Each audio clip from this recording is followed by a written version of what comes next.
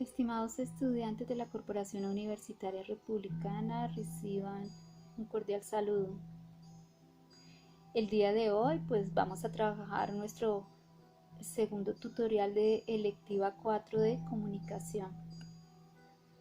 Recuerden que nuestros cursos lo pueden encontrar en Collaborate o también en la página de nuestra universidad, electiva 4. Bueno, el día de hoy quiero explicarles cómo vamos a hacer nuestra actividad que tenemos pendiente para esta semana. El tema es el análisis del discurso. Recuerden que tenemos un material que tienen que revisar. Este tiene que ver con la semiosis social de Verón, el análisis del discurso de Van Dyck, y tenemos dos videos que le van a ayudar a aclarar qué es el análisis del discurso y qué es la semiosis social según Eliseo Verón. Finalmente encontrarán el taller de este análisis para que lo podamos trabajar tanto en un aula como en la otra. Entonces, de cualquiera de las dos formas podemos ingresar y podemos obtener la información, pero no olviden por favor leer muy bien el material para que puedan comprenderlo. Sin embargo, el día de hoy quiero explicarles un poco qué es el análisis del discurso. Según Vicente Manzano, el discurso es más que una colección de frases. Los discursos son comprendidos porque transmiten significados y proponen comportamientos sobre asuntos que pueden ser muy específicos o muy generales. Es así que el análisis del discurso es la manera correcta para poder explicar y entender las partes tanto verbales como las no verbales que vienen a formar parte del discurso. Es decir, esas partes fundamentales son las experiencias, los elementos culturales y las intenciones. El discurso puede relacionarse a géneros específicos como lo que es el discurso político, el discurso mediático, los discursos académicos, etc. Pero realmente uno podría analizar todo tipo de discursos. Por ejemplo, si empezamos por el análisis de cualquier mensaje que se enfoca en la observación de la imagen para poder obtener el verdadero sentido y significado. Por ejemplo, al momento de ver una caricatura, en estas imágenes se utiliza mucho el doble sentido, lo que provoca que las personas entiendan de diferentes maneras el mensaje. Obviamente depende de las experiencias y vivencias de la persona que recibe la imagen. También podemos hacer análisis de contenido. Este se enfoca en la palabra, es decir, se centra en la parte verbal al momento de comunicarse.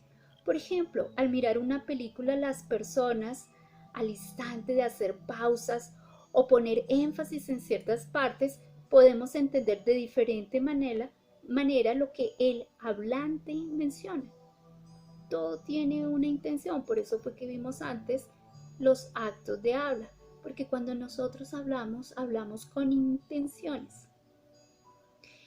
El análisis estructural, por ejemplo, se enfoca en el sujeto, en el cual observamos la problemática del hablante sobre el discurso que va a ser analizado, tomando en cuenta las evidencias verbales, las no verbales y la evidencia exterior del sujeto, siendo este un análisis más profundo. Entonces uno podría analizar cualquier tipo de discurso oral.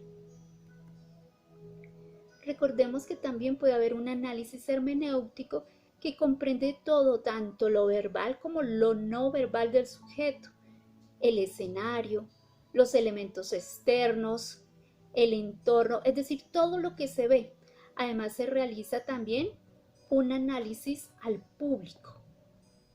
¿A quién se dirige? ¿Quién lo escucha? Es así que también Eliseo Verón ve que hay una relación muy importante entre la semiosis social y los análisis del discurso. ¿Por qué? Porque toda producción de sentido es necesariamente social. No se puede describir ni explicar satisfactoriamente un proceso significante sin explicar sus condiciones sociales productivas. ¿Quién lo dijo? ¿Por qué lo dijo? ¿Cómo se produjo? Es decir, todo fenómeno social es, en una de sus funciones constitutivas, un proceso de producción de sentido, cualquiera que fuere su nivel de análisis. Es decir, el análisis de los discursos no es otra cosa que la descripción de las huellas, de las condiciones productivas en los discursos, ya sean las de su generación o las que dan cuenta de sus efectos. Debemos tener en cuenta reglas de generación, o sea, las gramáticas de producción, quién lo dice, cómo lo creó, y las reglas de lectura, las gramáticas de lectura, la gramática de recepción. Estas reglas describen operaciones de asignación de sentido en las materias significantes que se reconstruyen a partir de las marcas. Al final, todos nosotros reconstruimos y creamos esas operaciones de sentido cuando vemos cualquier tipo de mensaje. Entonces miremoslo aquí en esta imagen, donde el sistema productivo social histórico nos muestra los aspectos fundamentales de todo sistema productivo: la circulación y el consumo, el reconocimiento. Aquí podemos ver que la gramática de producción es la organización del discurso que hace el que lo produce. Puede establecer varios sentidos generando una suerte de pista de cómo se produjo el discurso. También las gramáticas de reconocimiento, que es el sentido que le damos como observadores a todo lo que percibimos de acuerdo a nuestras competencias. Si nos fijamos en esta imagen, vemos que es un discurso publicitario. Es basado en el movimiento ecologista, que puede ser un variado movimiento político, social y global, que defiende la protección del medio ambiente. Es por eso que lo que encierra la imagen es una frase alarmante y directa, que nos advierte de lo que sucede y sucederá si como sociedad no hacemos nada para terminar con la deforestación. Se deben tener en cuenta también los colores que predominan en la imagen, en los árboles, en el cielo. Nos transmite que la oscuridad se está acercando y que pronto habrá tormenta. Nos remite a la idea de una tragedia predecible. Tenemos marcas y hay huellas también. Las huellas que deja el desierto por la deforestación. Tenemos esas marcas. Al fondo podemos ver de la imagen cómo las máquinas vienen dañando, vienen talandrando y vienen acabando con los árboles. ¿Qué nos espera? La oscuridad. Ese es Tarzán, una huella que deja y que al final solo nos quiere decir es qué vamos a hacer cuando se acabe nuestro planeta por nuestra incompetencia. Y pues es lo que estamos viviendo. Finalmente, quiero explicarles el trabajo que deberán realizar para esta semana. Lo leeré y se los explicaré. Este trabajo deberán realizarlo de forma grupal entre 4 o 3 personas.